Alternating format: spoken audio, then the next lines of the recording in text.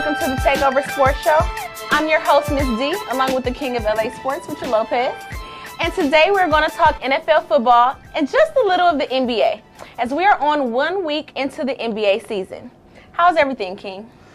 How are you, Miss D? I'm great. How are you today? Everything. It's great. It's been a couple weeks since I've been on the show. Yes. Haven't been back since the Dodgers lost. Okay,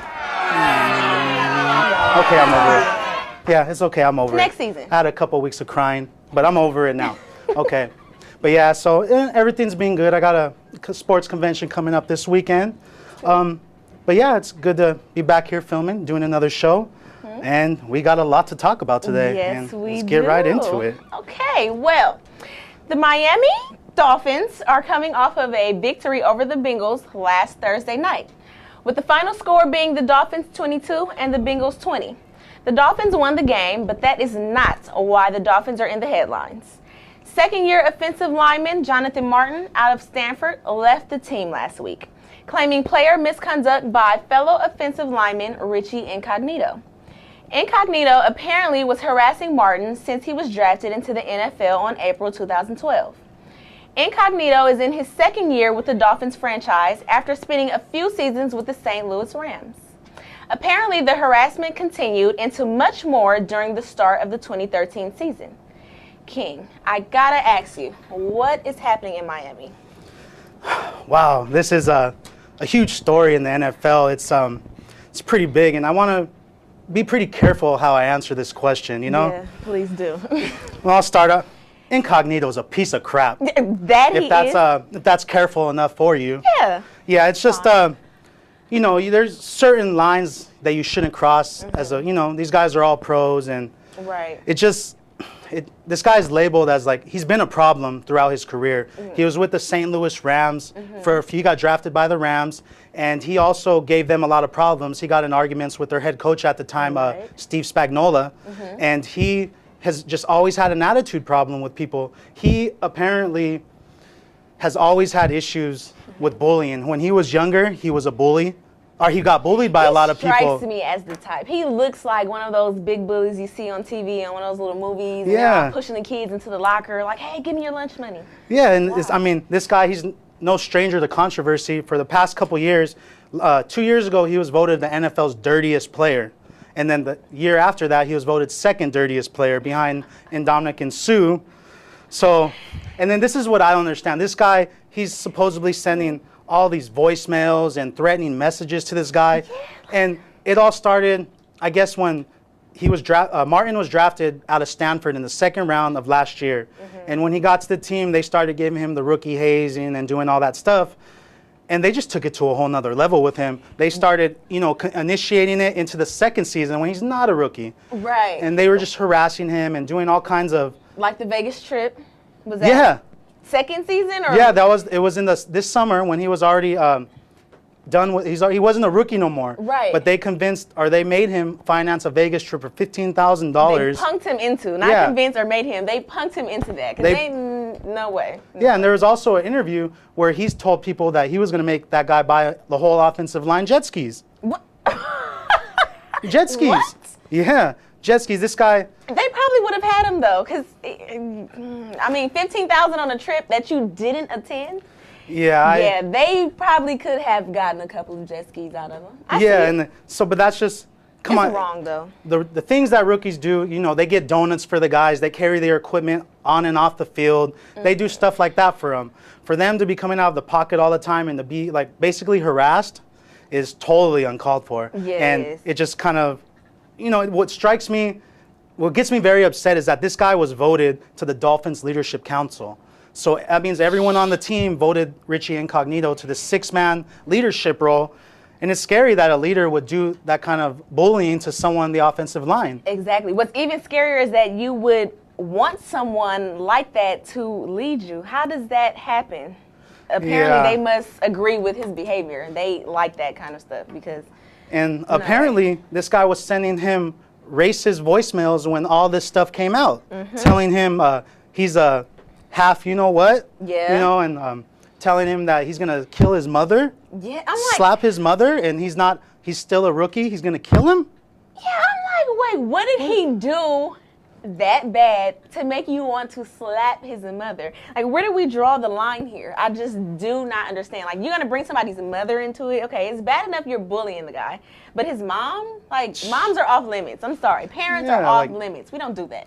Yeah, this kind of rubs me the wrong way. This guy he's basically picking on someone that won't fight back. Exactly. And last year, they asked, it was a Dolphins player poll. They said, which players on the team, they asked Richie Incognito, they said, which players on the team are easiest to scare? His answer, Jonathan Martin.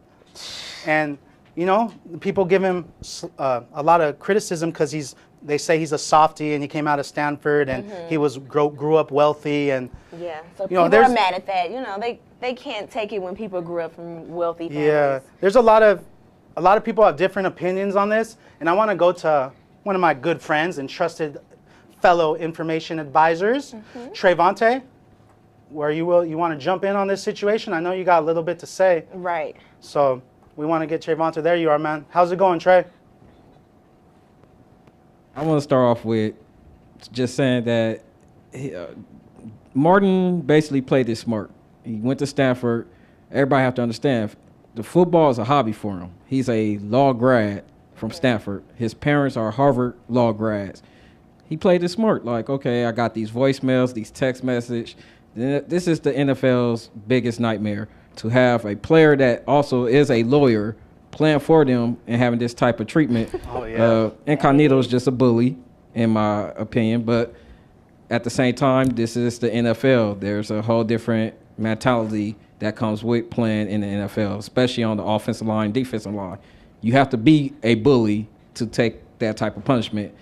But I'm not going to say Martin was weak-minded or he's weak or a simp or anything like everybody else is saying. He had enough. A rookie hazing, it's a lot of teams that cut it out. Shanahan with the Redskins, there's no hazing. When Bill Walsh was coaching the 49ers, he took away hazing.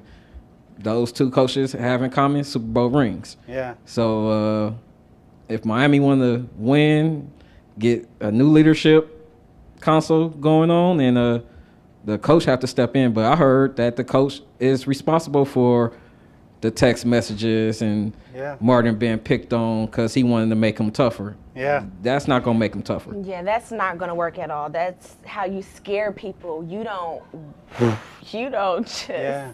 You can't do that to people. Yeah, like how does that work? Straight harassment. I have to say, I don't think that you have to be a bully for that position. You just need to be tough. You got to have the skin for it. It's not about, oh, you have to be a bully. No.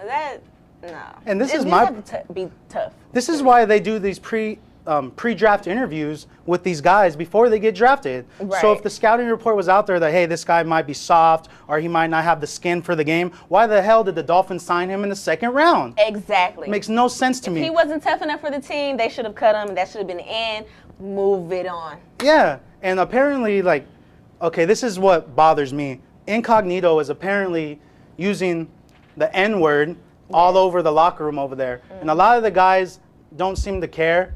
And Trey, if I can come back to you on that, what's your opinion on that? Like, if you were in the locker room and you heard a Caucasian male saying that word all the time, I mean, would you have a problem with it depending on who it is? Or is there any, like, what do you got to say about that? Does that bother you? Or is that just... Yeah, it kind of bothers me because look at Riley Cooper. You had him playing with Philly, but he got caught at a concert dropping the N-word all the time. And, you know, is that who Incognito and Riley Cooper truly are? Do they really feel that way? And for me, as African-American, you got these African-American players that's just like, oh, it's fun and games, you know. He's one of us. I understand it's a fraternity, it's a brotherhood, but you have to draw a line somewhere. So I don't know what the Dolphin organization is doing or how those players look at things. It's just a disturbing thought that you let him get away with using the N-word all the time, especially towards one of your teammates in a threatening way. You're supposed to be a family, but as you can see, Martin didn't feel like part of the family. Yeah. I'm a black woman, female, and the times that we're in right now, really, let's be honest, anybody can be the N-word. I mean, unless he's using it towards him and he's using like the ER on the end, then I think, okay, oh, it's a big thing. But we all use the word, let's be honest. So I'm like, I mean, yeah, that's a big issue, but really, how big is that issue? You know what I'm saying? Like, people in their terms and using the N-word and everything, it's becoming so loose now. Yeah. So yeah, that's something that, it's just, what bothers me is that there's supposed to be these leaders on that team, and no one stepped in. Got Pouncey, who's the center, Mike Wallace, Cameron Wake. These guys are supposed to be leaders on the team. And they don't want to be bullied. Yeah, they don't they're sticking by Incognito, and maybe there's more to it. Like, maybe he really was put up to it by the coach, but at the same time, you got to know where to draw your lines. You can't just come out there and take it to that next level, because that's beyond trying to toughen someone up. And it's the coach's job to toughen up these players, not the other players. The coaches are the ones that need to be toughen these guys up. Let's be real. That's what they get paid all the money to do. That's why they have offensive line coaches, because all these coaches are supposed to get in the player's ass, just so they can get them going. Right. And that's why it's the coach's problem. And Joe Philbin, the Dolphins head coach, has a real problem on his hands, because this looks like it's not over. And Incognito is not going to go down without bringing everyone down with him. And he's already saying that it's the coaches that convinced him that he needed to tough him up. But I doubt the coaches were the ones that said, hey, make him spend extra money and do all this. But apparently what caused the whole situation to go down is Martin, they were all having lunch, and Incognito apparently told all the other players, like, hey, we're all going to get up and leave this guy in the lunchroom. So they're all having lunch. Every single person gets up, and that was the straw that broke, or what's the saying? The straw that broke the camel's back. Yes. And he snapped. He left, and now he's claiming player misconduct, and he's a lawyer. So this guy is... This is going to get ugly and fast. It's going to get ugly and it's going to get fast. And let me just throw some money numbers out there. I think his contract, he makes like $2 to $3 million a year for like 4 or 5 years. He could probably get $50 to $60 million against the NFL for this lawsuit. And that's probably more money than he would ever make playing tackle. Yeah. He played right tackle. They moved him to left, which is the hardest position to play in the NFL. Left tackle, hardest position. They moved him over there. And he's obviously having problems learning, and maybe he's not cut out for it, but now he's smart enough to figure out, hey, I'm gonna make triple the money I was going to make. Exactly. I mean, hey, I'm not going to say go ahead and cry wolf, but if that's how much you're going to get, handle your business. Yeah. Do what you need to do. Okay? Yeah, okay, so. Well, we're moving on, and now we're going to jump right into another sad situation. Houston Texans coach Gary Kubiak apparently suffered a mini stroke while running into the tunnel during halftime. The Texans were dominating the game in the first half, 21-3, but ended up losing the game 27-24 to Andrew Luck and the Colts. Did the coach leaving the game affect the Texans during the rest of the game? What do you think, Rich? Ooh. Yeah, answer that question, yes. It really affected them because they were blowing the Colts out. Yes. The Colts were getting blown out of the water in the first half. And then all of a sudden that happened at halftime, and Wade Phillips, who is the Texans defensive coordinator, came and he started playing real conservative. They weren't being as aggressive as they were in the first half. And they started them off a little bit. Yeah, but we can't take away who was on the other side of the football. They were going against Andrew Luck, who is arguably the best player to come out of college football. So, I mean, at the same time, yeah, I think it affected them, but it also didn't help that Andrew Luck was on the other side of the ball throwing those passes. Right. And they needed to be on their A game. Yeah, Don't slip around him. Yeah, they needed to be on their A game, because this brings up another thing. These coaches, man, they're the Texans ended up losing the game. Their heads weren't in the game because they had said after the game they were worried about their coach. It's a family member. They didn't know what exactly was going on. Right. So, yeah, I think it really affected them in a lot of different ways. And who knows? I think they'll be able to play better next week. But Kubiak apparently had that mini stroke, and he was given some stuff to declog his arteries and stuff like that. But that brings up to the next point, like being a head coach in NFL, it's a lot of stress. Right. Like it's not no coincidence that these coaches are all having heart problems and all these. They're all getting older. Yeah, they're getting older, but they have a lot of stress. Yeah, like that's these true. guys have tons of obligations that they have That to is fulfill, true. tons of them. And to be honest, these obligations sometimes they can wear them out. They wear these guys out. I was doing the numbers. Mm-hmm. They're required to speak to the media, I think 4-5 days out of the week, which is almost every single day of the week. They have to go on camera for like 20-30 minutes, answer any question the media asks them, and they do that within the course of a football season, which is, I believe, August to February, and they are on camera more than 100 times, and that's more than our president addresses the nation. I mean, yeah, but that's what comes with the territory. You have to have tough skin, like the players. Yeah, I and mean, you got to be ready for it. Ready for the questions, ready for all the drama. You have to be ready, especially as a coach. Yeah, and they're ready, but no one's ready for a heart problem. Well, like these yeah. guys, they set themselves up. They're ready for it, and they're tough. They're not, but it just sometimes you become overwhelmed, and you becomes can't. too much. No matter how tough you are, you can't stop your health. Yeah, I can sit that here is all true. day and tell you how strong I am, how tough I am. I'm pretty strong, and I can I can tell you all day how that is. But That is I true. can't. I won't be able to beat a heart attack. Like That is true. that's why these coaches, I'm sure they take care of themselves, but at the same time, a lot of stress can really put you down. You're talking, these coaches have to worry about their jobs. They have to worry about their personal players. problems, their players' problems, planning for the game, and it never really stops. Like a coach, the players, they go to practice and they work out, they go home. Right. The head coach goes home and it never really stops because they want to keep putting together that game plan Right. for the week, watching film, doing everything they possibly can do to, so yeah, and that, Well- go ahead. Well, it's not just the coaches who are getting hurt.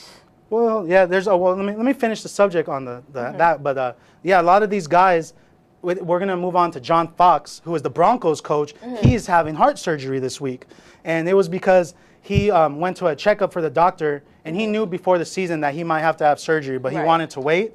But he got to a point where he was on the golf course in North Carolina because it's the Broncos bye week. Right. He went home, and he had like a little mini stroke on the golf course. And it's because of all these, there's a lot of pressure on these head coaches. Yeah. So it's really like a lot to deal with. And so, yeah, he's going to be out for probably the multiple weeks. And Jack Del Rio, the defensive coordinator, is going to take over for them. So that's what's going on there. Right. We're going to keep the coaches in our prayers.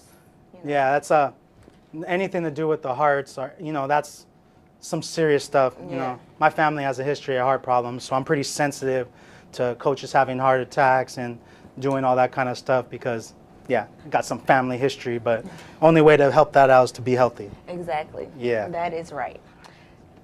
Well, we have a lot of more sports to catch you guys up on, but we're going to take a small commercial break. Why just find out Dynamic bitch the Cupid sensation? What? Yeah.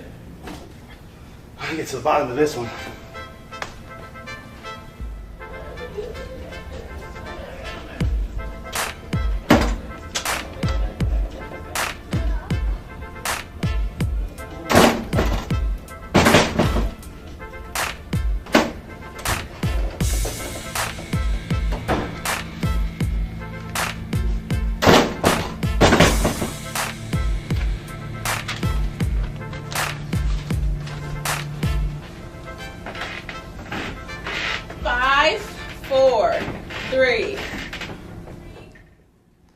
Hi, welcome to the Takeover. I'm your host, the King of LA Sports, Richard Lopez, aka the Sports Educator.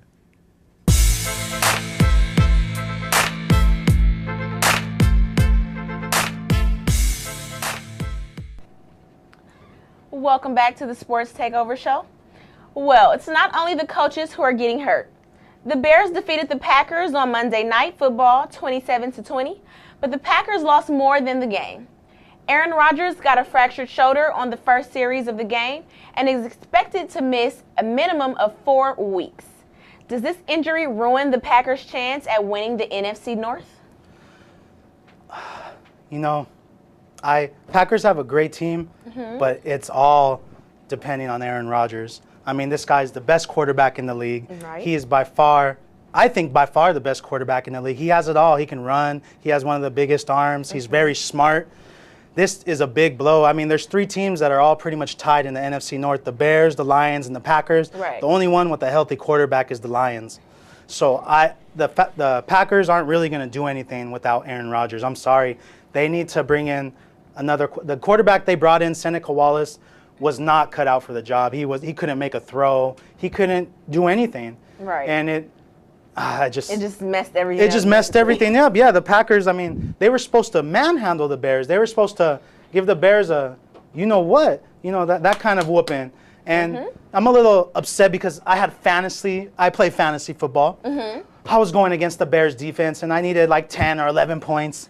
And I was like, oh, Aaron Rodgers is going to dominate. He's going to put up like 4 touchdowns. First play of the series, I was like, the fantasy football gods didn't like me this week. Yeah. I guess I'm not supposed to win fantasy football. Side. It's okay. It's all right. Next time. Yeah, but the Bears came into the game also without their quarterback, Jay Cutler, who is injured, and he looks like he'll be back. I think he wants to say in 2 weeks now. So, I mean, it's just there's a lot of injuries going around right now, and it is. you got especially with the quarterback position, you got to have a capable quarterback in line in case your main guy goes down. Right. And the Packers, I don't believe, had that because Aaron weren't Rodgers prepared. doesn't really get hurt. Like it doesn't really happen because he's barely never touched. seen it coming. Yeah, because he never gets touched. Right. And Well, it's somebody touched them this time. yeah, and That's so for sure. there's just gonna the little rundown of the games. We're running out of time, but I kind of want just to give a quick rundown of the games that happened this week. Okay. The Kansas City Chiefs, they stayed undefeated. They defeated the Buffalo Bills 23-13. Right. And the Chiefs are 9-0, and I don't know if they're gonna go undefeated or not, but they're making some noise. They got Alex Smith over there, their running game, and they're starting to make some noise. And this game, moving on to the next game, the Dallas Cowboys barely beat the Minnesota Vikings, who are 1-7. Barely. And I have Barely. to say myself, barely, by the skin Yeah. on the nose. That's how they won that game. By the hair of my chinny chin. Right. They barely won, but hey, props to the Cowboys. Yeah. Tony Romo's another guy. He puts up good numbers, and I've said a lot of choice words about Tony Romo. And a lot of people, they come at me about that. And the only thing I want to say to that is if Romo puts up people show me all these numbers about Romo, what he does in the regular season, fourth quarter stats, all this different stuff. Nobody comes to me and shows me his playoff stats. That's all I want to see. I want him to win a couple games in the playoffs, and just like LeBron James, I will not talk about Tony Romo bad anymore. Thank you. But I think he's a good quarterback. I just think he could. I don't know. He's actually taking the game a lot more serious. I don't know why he wasn't taking it serious before. He said when he signed his new contract, he was gonna take the game more serious and do all that. Why wasn't he doing it before? They probably added some extra zeros. Yeah, maybe but another comma. those other zeros before that should have been enough for him to put in the extra work if he Yeah. wants to be a starting quarterback. Some people need that extra that extra motivation, that little push. A couple more dollars might have did the job. Yeah, that would have done him for sure. Yeah, and for me. yeah, the next we had the Ryan Bowl, which is the New Orleans Saints versus the New York Jets. Yes. Everybody I knew had the Saints beating the Jets. Everybody, too. everyone. And they lost. They lost. And I think what happened here is Rex Ryan and his Rob Ryan is the defensive coordinator of the Saints. Rex Ryan's his brother. I think he just knows his system. He Right. knows what works against it and what doesn't. Right. So that's how the crappy Jets, Right? the crappy Jets were able to beat the New Orleans Saints. Yeah, because I was sitting there, I'm like, wait, huh? What just happened? Yeah. Am I reading this wrong? The Saints just lost. What? Yeah. And Chris Ivory from the Jets, that's another reason he was on the Saints last year, and they traded him to the Jets. So maybe that was like, he probably had some Right. extra motivation. He rushed for over 100 yards and a couple TDs. Right. So he had a game. And moving on, which I thought was one of the better games of the week, it went into OT, was the San Diego Chargers versus the Washington Redskins. That was a great game, and what that came down to is the San Diego Chargers had under a minute left. They had the ball on the Washington Redskins 1 yard line. They could not get into the end zone. For whatever reason, they could not get in. They had Ryan Matthews on the bench, who is one of the better running backs in the league, and they had little 4'5", 100 pounds soaking wet Danny Woodhead trying to run on the goal line. That made no sense to me. That's absurd to me. And why wouldn't you run Ryan Matthews like that? That's why the Chargers deserve to lose. And I don't like Chargers. I'm a Raider fan. Raiders blew them out in the beginning of the season. Just so everyone, just so that's clear. Speaking of my Raiders, okay, I don't want to talk about it too much, but it was a big deal, so I got to bring it up. Philadelphia beat Oakland. The Eagles beat the Raiders 49-20. Yeah, Nick Foles, the Eagles, they don't even know if he's the starting quarterback. He put up 7 touchdowns. No, don't adjust your screen. I'm not saying it wrong. 7 touchdowns. He tied the NFL record, which was tied earlier this year by Peyton Manning. 7 touchdowns Nick Foles did on the Raiders. Oh, man, it was so hard to watch. I had to turn it off. I couldn't believe it. Yeah, the Raiders, they just got blown out the water. And my sleeper pick to make some noise in the playoffs, the Carolina Panthers demolished their division rivals, the Atlanta Falcons, 34-10. Yes. Granted, the Falcons are pretty banged up. The Carolina Panthers really gave it to them. And this was a backhand. Okay, and if anyone's going to tell me they predicted this next score, I'm going to tell them they're a damn liar. The Tampa Bay Buccaneers went into Seattle and almost beat the Seattle Seahawks, who have not lost a game at home since 2010. They almost had them. They almost had them. This is a team that has not won a game this year in the NFL, and they took it to one of the best defenses in the league. Right. And I was, again, fantasy football, Seahawks are my defense. So I was not expecting this. I lost so many points. I was expecting the Seahawks to get like 30, 40 points. So you're just they ended falling up off with the couch. 7. Yeah, I'm like falling off the couch, getting mad. But, at the end of the day, this is the NFL. Right. So these guys are all pros. They get to the NFL because they're good. So we really shouldn't be surprised to see some of these guys, even if they are on bad teams, they all have pride. Yeah. So, some days the coach can put together a good game plan and the players will go out and do it. But they seem like they have a lot of pride. But if they don't start winning, the Tampa Bay coach is going to be gone. Yeah. That one win might have saved his job. Yeah. Probably did. Well, maybe we'll keep you for the next. But they would have if they won. But they didn't win. So it's a little, I feel sorry for them. A couple other games. The Baltimore Ravens, the defending NFL Super Bowl champions, after, they defeated the 49ers. Oh, before I get into the Baltimore game, the 49ers, they're on their bye week, but look for them to be making a lot of noise. Michael Crabtree came back to practice this week, along with Mario Manningham, which is going to give Colin Kaepernick a lot more targets out there. So, Trayvonte, I know you're worried. He's my friend Trayvonte, big 49er fan. Don't worry, Trey. Yeah, it's gonna be okay. The 49ers offense will be there right when you want them to be. All these guys are coming back, and Kaepernick is going to have some good weeks coming up. Right. So, yeah, just so you know. And, so the Baltimore Ravens, they lost to their division rivals, the Cleveland Browns, 24-18. And the Browns really don't even have a running game. None of their running backs did much. They only had like 30 yards, I think. And the Ravens, they have some good backs, but they're just getting beat. Not taking nothing away from the Browns because they were having a good season too. But, yeah, the Baltimore Ravens, they kind of go into that funk. Like when they won the Super Bowl in 2001, they took a few years rebuilding. So I think that's what's going on right now. Yeah. They're in their rebuilding phase, trying to get it together. Yeah, and the final game I'm going to talk about, the Pittsburgh Steelers. They put up a good game for the first half against the against the New England Patriots.